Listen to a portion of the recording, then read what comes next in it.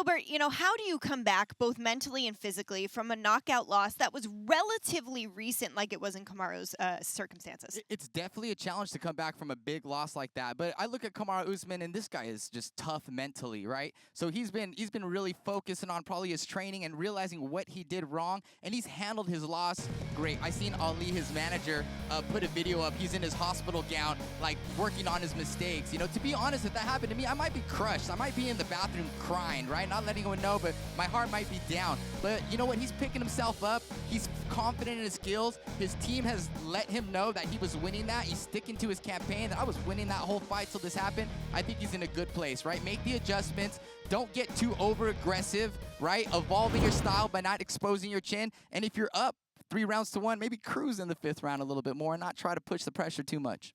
Yeah, I got knocked out in my fight against Lyoto Machida in my title fight, and the next fight after that, I had to fight Thiago Silva, and going into that fight was one of the hardest fights for me because I had to really mentally get a hold of myself because now I know what's on the other side of a fight. I was undefeated at the time, and when I lost the first time, it was really devastating. So I really had to mentally just take account for that.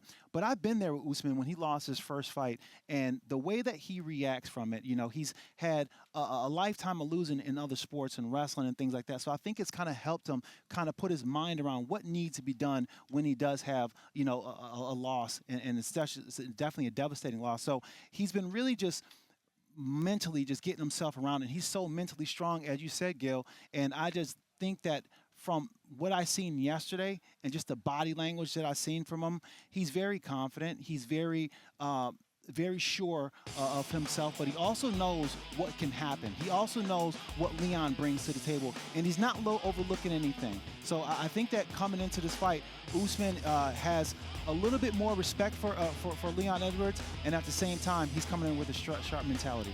Yeah, Megan, that's such a hard question to answer, right? So, like, the straight answer is it's just mental, right? It's just like Rashad and I are saying we can go along about it, but it's about mental. How do you recover as a fighter? And that's up to him. And he seems like he's responding like a true champ. He's mentally strong, and he's also got great mentors around him, like you, Rashad, so we will see how that plays off on Saturday. But, if you are Kamaru and you win that first fight pretty easily, you're winning the second fight, I would say probably 3 rounds to 1 in Salt Lake City, and you enter this third one. Is there that much you really need to change if you were having so much success? There isn't, and there is. And I will say this. Kamaru does a really good job of holding position and really grinding people out. But I feel there's some opportunities missed when it comes to knowing when a position is lost and knowing when to transition to go to something more damaging in strikes. By that I mean, a lot of times when you're in a clinching position, the guy's fighting, and it's coming to a point of, am I going to just drain myself or not? You have to be able to transition when you feel the guy may be getting out of it and strike to a punch. If he strikes to punches and more damaging stuff, then it would be in Leon's best interest to say, you know what, just take the takedown. And that's how you put your fighter on a horns of dilemma, thinking either I'm going to get pummeled or I'm going to get taken down, and I'll choose getting taken down. Yeah, if I'm Kamaru Usman, I'm confident, but I'm going back to my roots, which is my wrestling. I'm very confident in my striking. I've been excelling. I'm working with Trevor Whitman. My striking is getting better and better each time. But when I have him against the cage and I'm doing a flurry of punches, you know what? I'm going to take this double leg.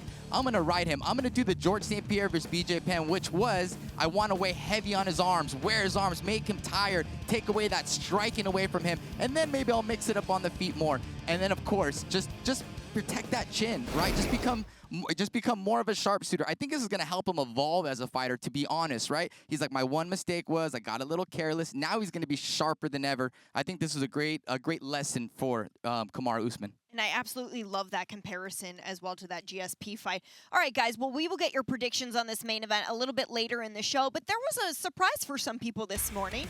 An extra character came on in and weighed in just in case for this welterweight title fight backup.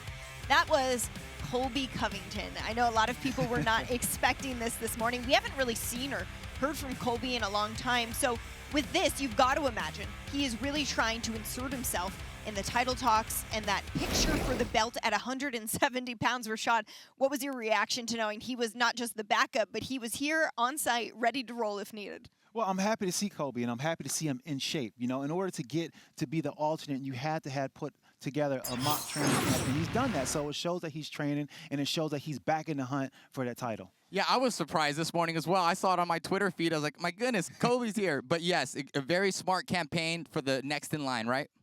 Yeah, absolutely. We will see what is next for Chaos and when he gets booked. But we're glad that we weren't going to have a cancellation in this main event, that there was someone able to step in should we need it.